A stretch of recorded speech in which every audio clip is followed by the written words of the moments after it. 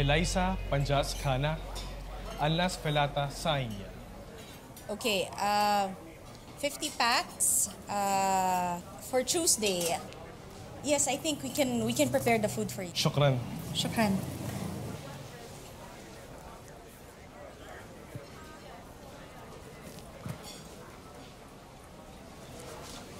Bagong customer? Oo. Lakas ng kitirin mo, ah. Oo nga eh. May bakanting kama ba dyan? Yung kasing pinsang ko sa naghahanap na matutulong dito sa Dubai. Eh, wala pa sa ngayon, pero babalitaan na lang kita kung meron na Mars? umalis. Oh. Sige, ha? Balitaan kita. Oh. Hindi mo kakayanin. Bakit? Yung tenant mo, umalis kanina, may iniwang souvenir. Oh, eh, di baba mo na lang. Hindi mo kakayanin. Halika na. Halika na. Basta. Ano mo? Basta. Oh, tabi. Tinan mo. Oh? Ay! Oh. Maglalabas sana ako, pero itong bumulaga sa akin. Buti chinek ko muna yung loob bago ko binusan ng tubig kasi pag nagkataon, hindi ko kakayanin. Oh, tingnan mo. Saan galing yan? Hindi ko alam eh. Pag chemico, humilong sa akin, humulong din ako. Oh. Kamusta? Uy, paano ba to? Kunin mo. Paano ba ito kunin?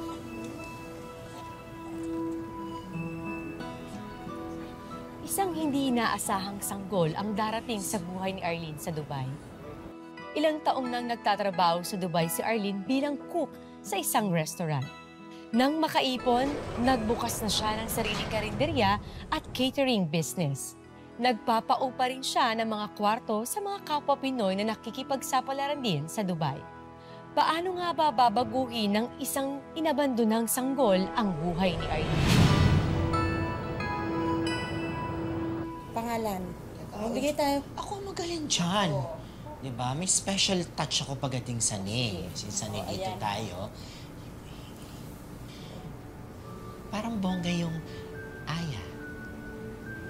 Diba? Aya? Oo, miracle sa Arabic. Oo. Oo nga, sige.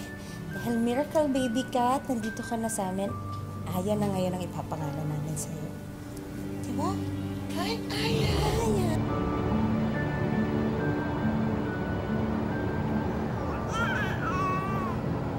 Bulaga. 1, 2, 3. Winding. Lalo, o. Tinan mo, o. Walang sense of humor yung anak-anakan mo. Pag sabihin mo yan.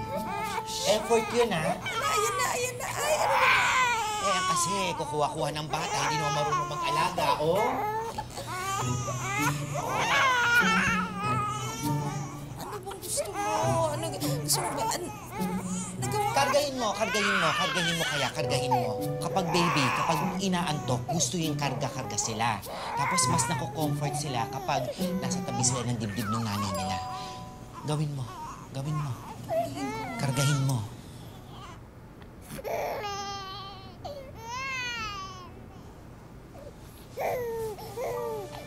Oh. Tingnan mo. Tumigil.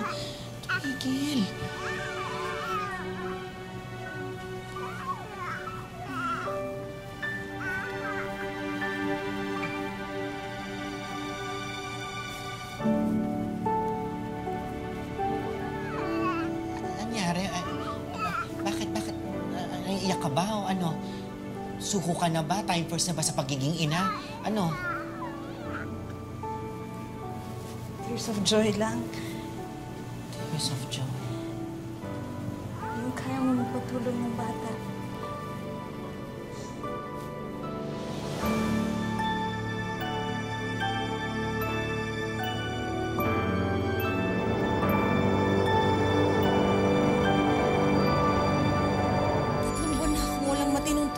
Sa batang ito.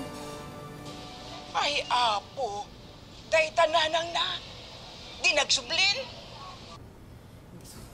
Hindi ko alam eh. Alam mo, pinaghahanap na namin ni Mark eh. Hanggang umabot na nga kami sa Al Ain eh. Eh hanggang ngayon, wala pa daw. Ang balita namin, mukhang umuwi na sa Pilipinas. Alain mo, Nay. May ganun pala talagang ina, no? Yung kayang iwan tong batang ganun-ganun na lang.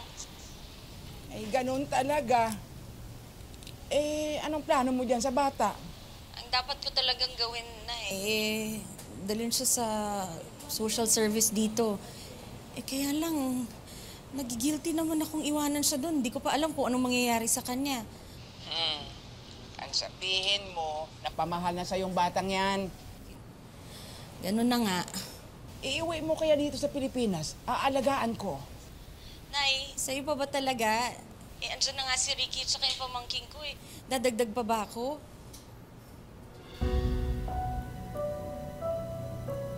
Nay.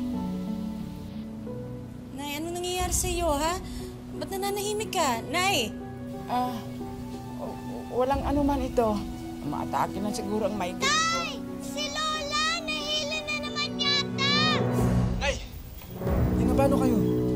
Tara na sa loob. Ang migraine. Okay, sige na. Mamaya na kayo ulit mag-usap ni nanay. Sige. Nay, magpahinga ka, ha? Nay, bakit ba kasi hinahayaan niyo yung sarili niyo na maubusan ng gamot? Kailangan niyo na ng maintenance para sa high blood niyo. Baka mamaya kung ano pa mangyari sa inyo nan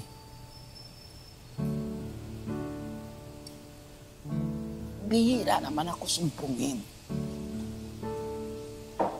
Tsaka, wala na tayong pera. Hindi ko nakita. Magbayad kaya tayo ng matrikula ng anak mo. Eh di humingi na lang tayo ulit. Kailangan na rin naman magbayad delay para sa field trip niya. At saka yung pinangako niya sa cellphone, wala. Hindi rin naman dumarating. Teka, tatawagan ko nga ulit. Wag na. Wag na. Kakahiya din. Kaisipin ng kapatid mo na dahil wala siyang asawa, lahat na lang inaasa natin sa kanya. Hintayin na lang natin na magpadala siya ulit. Eh, ganun naman talaga. Tayo yung pamilya niya. Natural lang na tulungan niya tayo at suportahan niya tayo. Ay, intindihin mo rin ang kapatid mo. Magastos din naman siya doon. Lalo na ngayon. Inampo niya yung batang napulot niya. Abay, mas magastos kaya magpalaki ng bata doon sa ibang bansa. Pagsasabihan ko yan si ate. Alam mo, hindi ko nga alam bakit pinapalaki niya yung batang yan eh. Di naman niya kaano-ano. Dito.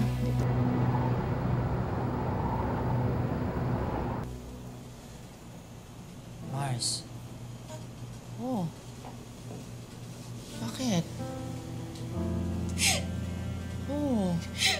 Oh. Bakit? Bakit? Kwentuhan mo ako ano meron. Tumawag kasi si Ricky. Napasurrender niya na sa akin si Aya sa otoridad. Bakit daw? Sila daw ang paglaanan ko ng pera, hindi ibang tao. Nakakaloka yung kapatid mo. Umaasa na nga sa'yo dahil wala siyang trabaho. May gana pang sumbatan ka tsaka turuan ka. Mars, hindi naman ako nagkulang sa kanila eh. Hindi ako nagkulang sa kanila sa pagsuporta. Alam ko. Mars, desidido ka na ba talaga kay Aya? Ikaw magpapalaki dyan. Napagmahal na sa akin si Aya. Saka Mars, alam mo naman na tumanda na ako mag-isa. Baka siya talaga yung chance ko para magkaroon ng anak. Naniniwala talaga ako na sagot sa panalangin ko. Bakit ko naman siya ibibigay sa iba? Oh, pero habang tumatagal yung batang yan dito, lumalaki ang problema mo. Diba sabi nung neighbor nating Arabiano na bawal yan yung basta-basta kanilang mag-aampon. Buti hindi tayo ni-report nun. Mars, 3 buwan na. Wala naman naghahanap sa kanya eh. Paano kung isurrender ko siya at anong mangyayari kay Aya? Saan siya mapupunta? Ipapaampun lang nila yung bata. Hindi ko naman yata kayang atimin yun. Kaya bibigay ko din lahat ng pagmamahal ko at pag-aaruga sa kanya.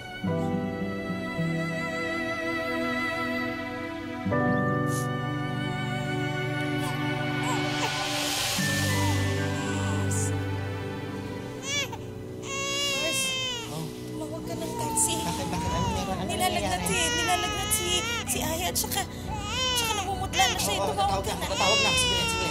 Bilisan mo, ha? Oo.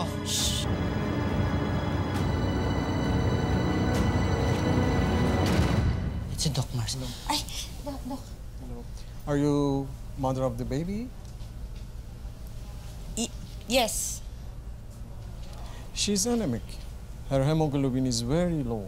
We should prep you for test and possible transfusion.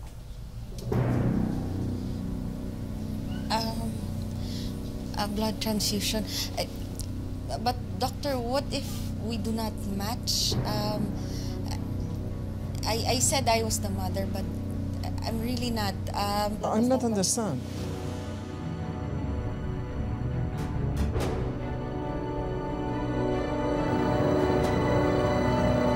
Welcome home! Ate, kamusta si baby? Okay naman siya. Nasalinan na siya ng dugo. Ngayon, kailangan pa niyang uminom ng mga vitamins para tuloy-tuloy na yung pagbuti ng kalagayan niya. Hindi kung gayon, it's a party time! It's a Wow. party! Mamaya na, it's a party time. Tom Jones ako, kumain muna tayo. Sige. Tama din naman Tayo sa biyahe. Tulog na tulog.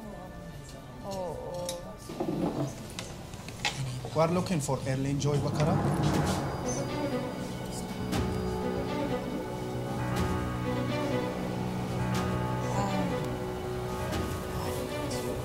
Yes, officer. ممكن تفضل معنا مركز شرطة النوع.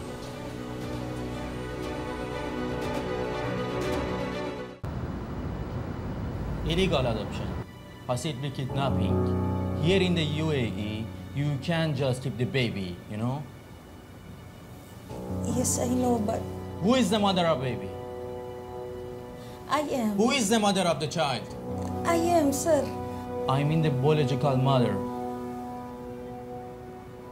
I don't know. She's a Filipina, my tenant before, but I can't find her anymore.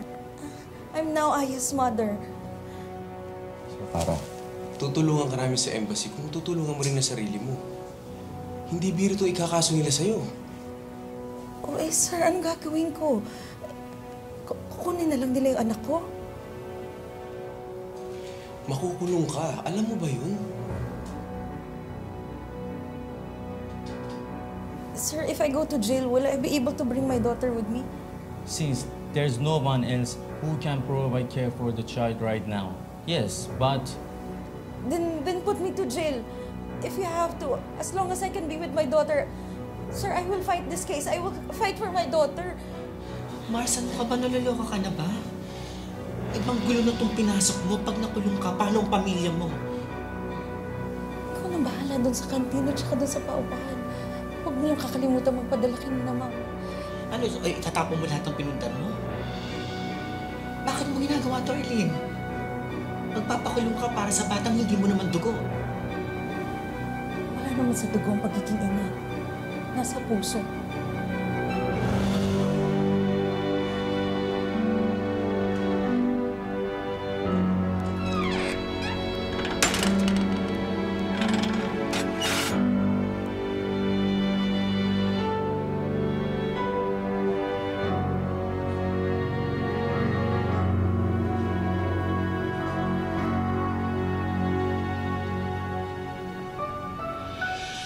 Pangako na. Kahit na anong mangyari. Hindi kita pababayaan. Hindi kita iiwan.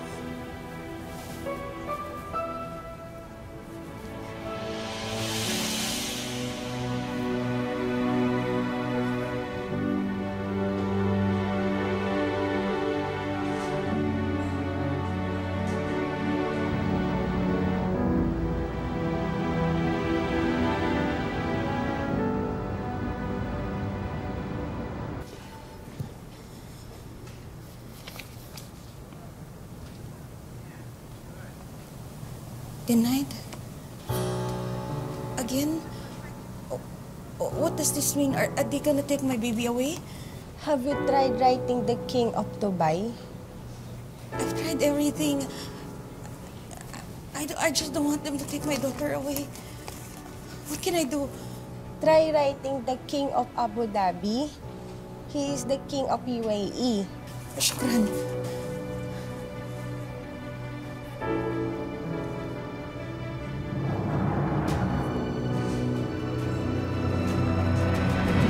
Ipinaglaban ni Arlene ang karapatan na kilalanin siya ng estado ng UAE bilang ina ng kinukup niyang si Bibi Aya.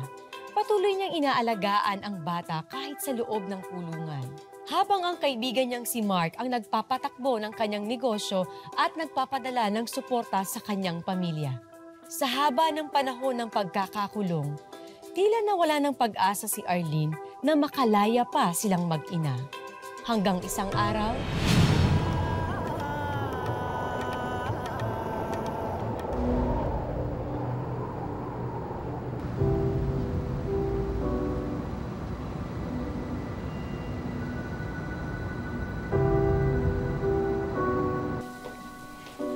Arlene, I have a news for you.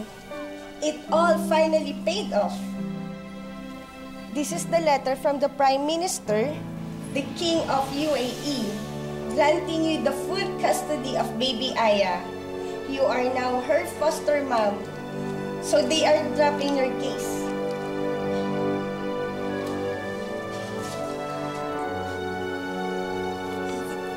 The king recognized me as Aya's mom. Anak, Aya, anak. Makakalaya na tayo. Makakauwi na tayo ng Pilipinas. Makakauwi na tayo.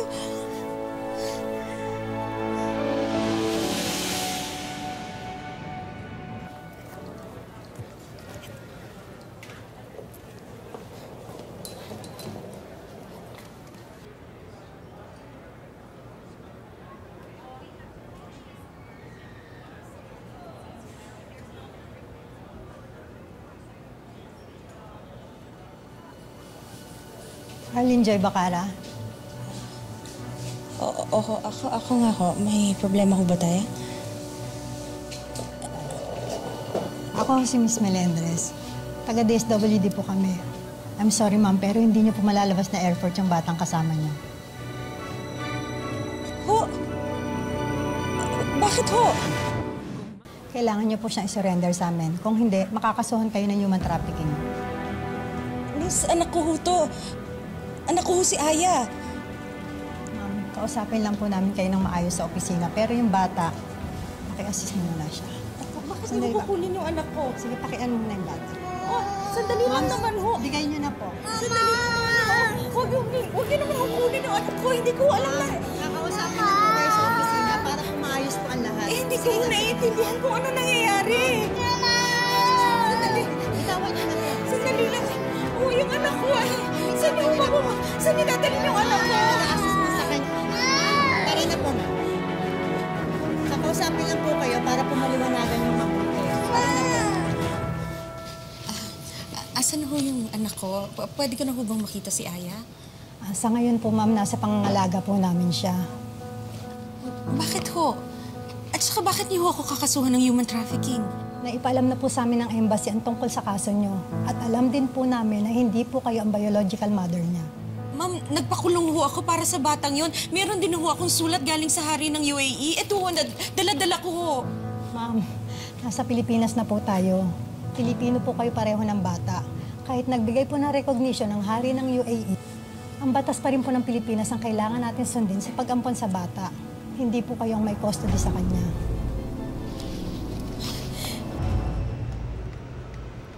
Pangungunahan na kita, sa ganitong kaso, hindi laging positive ang outcome. Bakit ho? Ano ang ibig niyo sabihin? You can lose. Pwedeng ma-determine ng DSWD na hindi ka fit na maging parent ni Aya, especially single mom ka.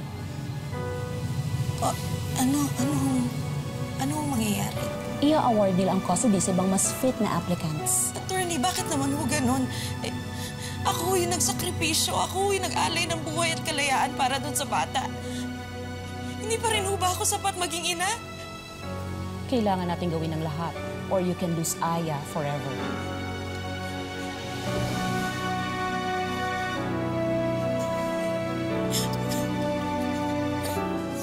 Inya ara tiara remidenyo. sumusulat ako sa Malacanang. Baka kasi sakali makatulong sila sa pagbawi ko kay Aya eh. Yung sulat na pinapagawa ko sa'yo, okay na? Hindi. Di ba sabi ko sa'yo, isulat mo, tapos pipirmahan ko na lang? Sulat lang naman yun na nagsasabing tutulungan mo ko bilang kapatid ko sa pag-aalaga doon kay Aya. Mahirap ba yun? Bakit ba kasi pinagpipilitan mo pa yan? Ha? Sumuko ka na. Lahat ng kabuhayan natin, nauubos na dahil dyan sa kakapilit mo, dahil dyan sa kakahabol mo. Ano bang pinaglalaban mo, ate?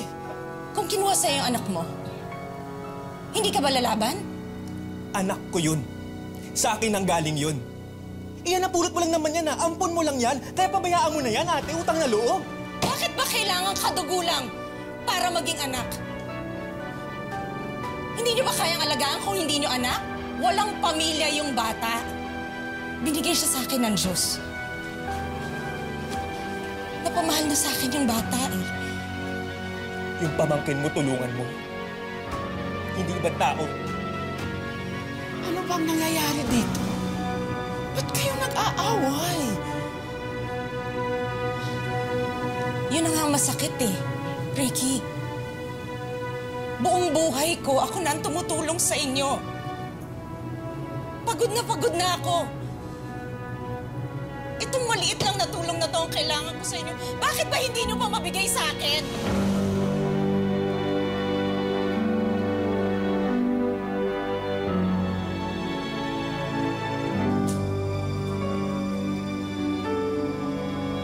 Naiintindihan kita, anak. Ina din ako.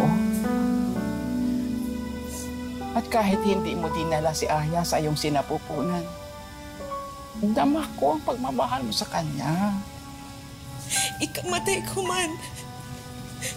Basta ang importante, maipadamo ko sa kanya at malaman niya ang isang taong totoo at labis na nagmamahal sa kanya kahit kailan. Hindi siya iiwan. Oo, anak, oo. Oo.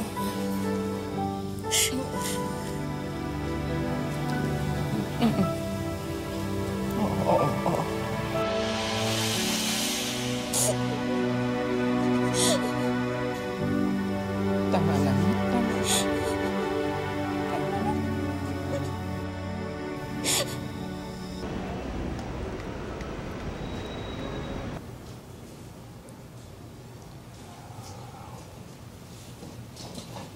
Sino sila? Sila ang mga nag-a-apply na maging foster parent ni Aya. Pero hindi pwede yun. Ako ang ina ng bata. Yeah, we know.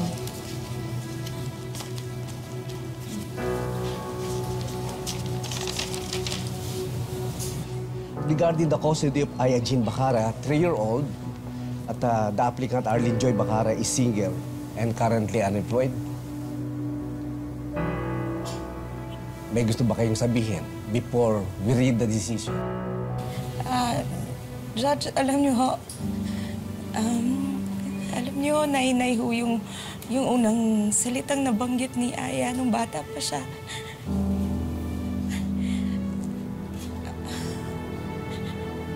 Tsaka, tuwan-tuwa ho ako nung una ko nakitang nakakalakad na siya.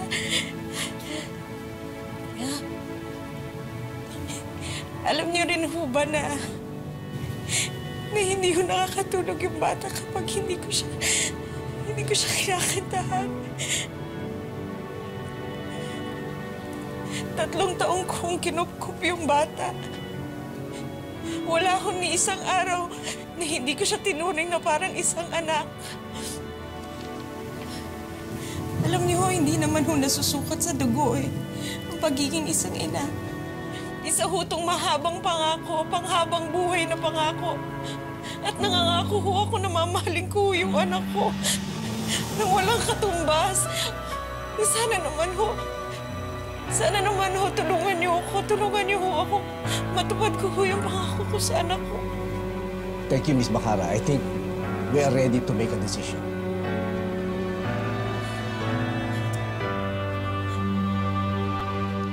Joy Bacara, the state hereby grants the custody of baby Aya to you as a foster parent. Ms. Bacara will be deemed the adopted parent of baby Aya upon completion of the requirements set by law and upon the recommendation of the state. Congratulations. Salamat po. Salamat. Mama!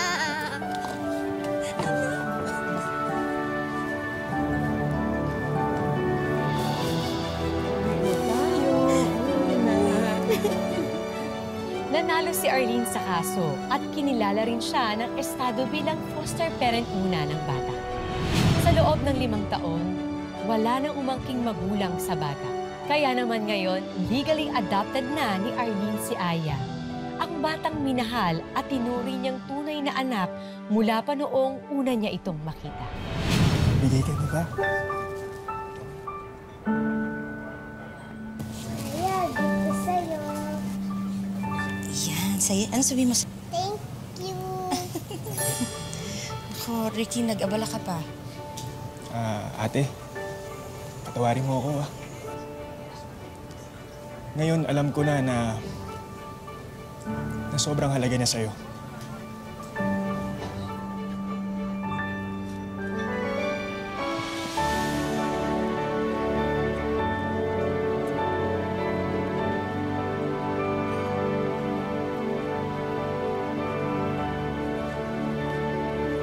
I love you, Mama. Mahal rin kita, anak. Ang buhay ay hindi isang daan ng mga tinakdang hirap at pasakit. Ito ay sangang daan na magbibigay sa atin ng maraming pagkakataon para marating natin ang sarili nating tadhana. Magandang hapon, ako po si Marian Rivera.